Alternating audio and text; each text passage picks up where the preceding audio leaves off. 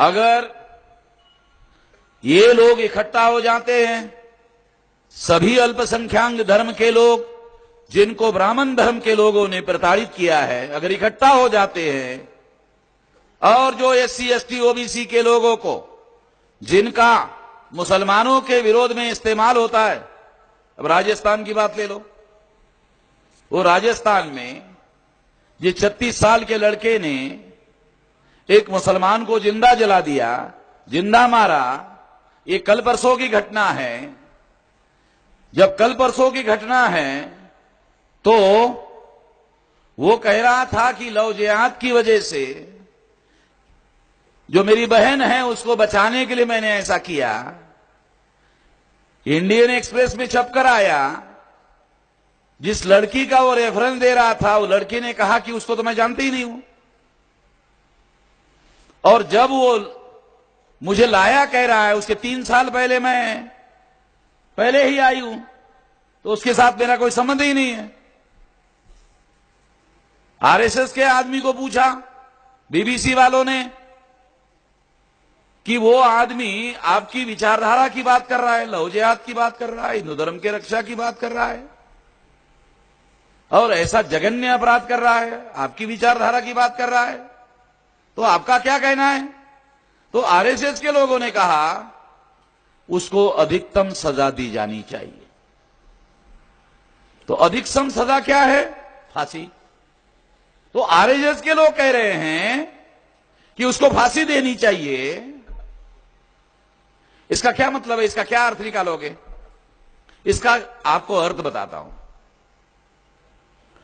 मुसलमान के विरोध में RSS की विचारधारा ने, वो 36 साल का जो नौजवान है, जो होल टाइमर है RSS का, मैंने अपने स्टेट प्रेसिडेंट को उस गांव में भेजा था, सारी जानकारी इकट्ठा किया, तो उसका इस्तेमाल किया, एक मुसलमान को मरवाया, और मरवाने के बाद RSS का आदमी क्या कह रहा है?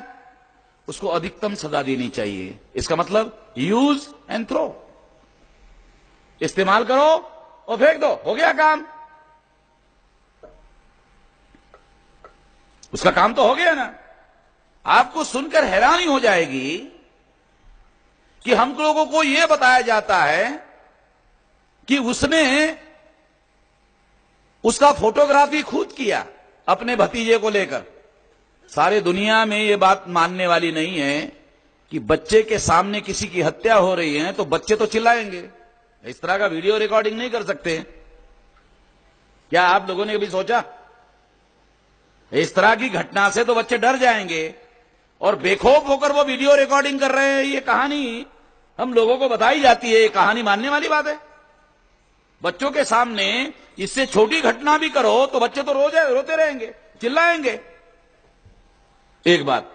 दूसरी बात, वो बच्चे वीडियो रिकॉर्डिंग कर रहे हैं। अगर बच्चे वीडियो रिकॉर्डिंग कर रहे हैं, अगर ऐसे दिखाई दे रहा है, तो कोई थर्ड पार्टी है। बच्चे हत्या का वीडियो रिकॉर्डिंग कर रहे हैं, तो बच्चों का वीडियो रिकॉर्डिंग कौन कर रहे हैं? कुछ समझ में आ रहा है क्या बता रहा? अन्यथा जो आदमी वीडियो रिकॉर्ड कर रहा है वो अपने ही वीडियो में कैसे आ रहा है? अभी कुछ समझ में आ रहा है? तो इसका मतलब पर्दे के पीछे कोई और है। और कौन है? तो जो लव जिहाद की देश में बातें कर रहे हैं, वो तो मालूम है आप लोगों को कौन कर रहे हैं।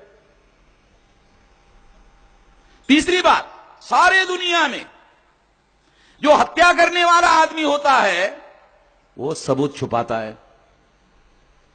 यहां पर हम लोगों को बताया जा रहा है कि वो आदमी छुपा नहीं रहा है, वो अपना रिकॉर्ड खुद तैयार कर रहा है कि मैं मार रहा हूं।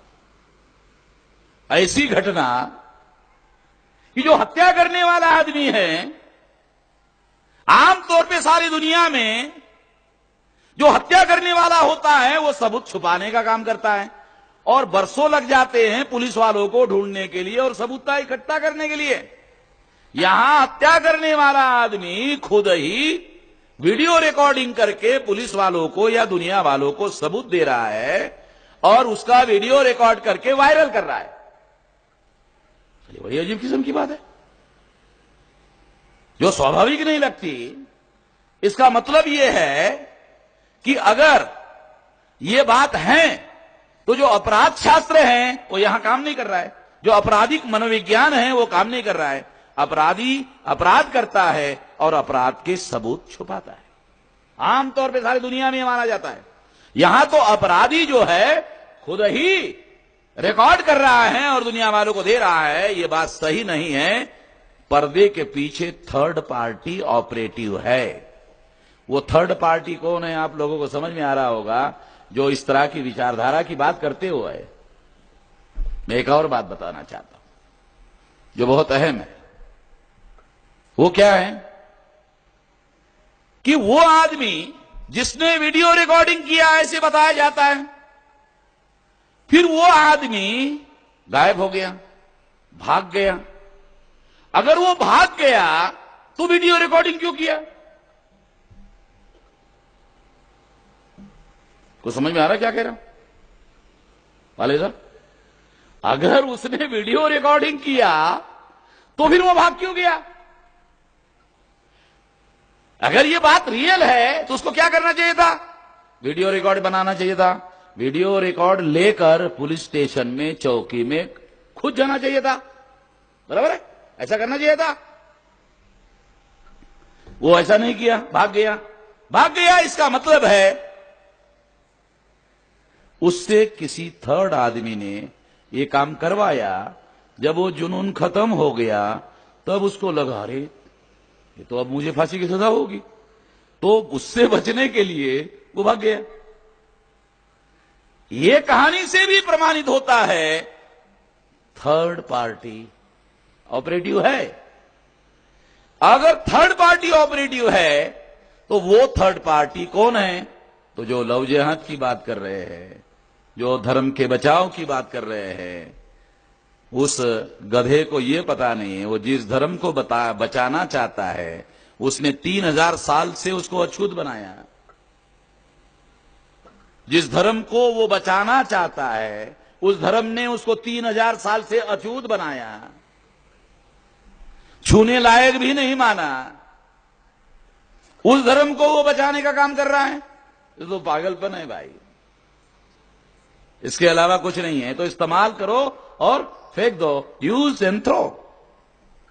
तो एग्जाम्पल के लिए मैं आपको बता रहा हूं, इसका मतलब यह है कि इस देश में शेड्यूल कास्ट के लोग, शेड्यूल ट्राइब के लोग, बैकवर्ड क्लास के लोग, इन लोगों को ब्राह्मणों ने गुलाम बनाकर रखा, इनकी मानसिकता को गुलाम बनाकर रखा।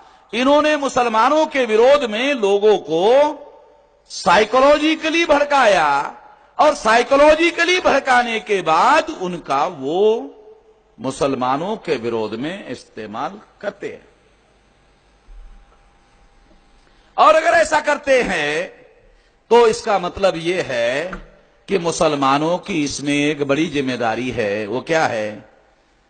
जब तक एससी एसटी ओबीसी ब्राह्मणों का गुलाम बना रहेगा तब तक मुसलमानों के साथ ये घटनाएं होती रहेगी।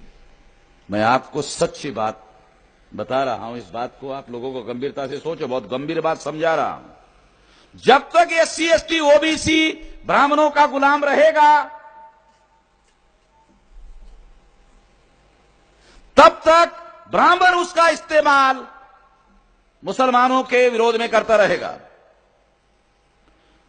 अगर मुसलमान इस परिस्थिति से बचना चाहता है तो सारी ताकत इकट्ठा करो, मुसलमानों को ताकत इकट्ठा करनी चाहिए और एससी एसटी ओबीसी के लोगों को इनके गुलामी से निकालने का काम करना चाहिए।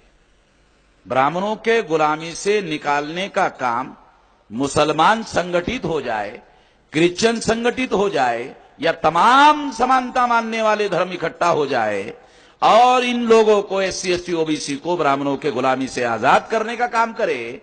और अगर वो ऐसा करते हैं तो समानता मानने वाले जितने भी धर्म हैं, जिसमें सबसे ज्यादा संख्या मुसलमानों की है, क्रिश्चियनों की है, सिखों की है, बुद्धिस्ट, जैन और लिंगायतों की है, इन लोगों को इकट्ठा होकर इन लोगों को ब्राह्मणों के गुलामी से निकालना चाहिए।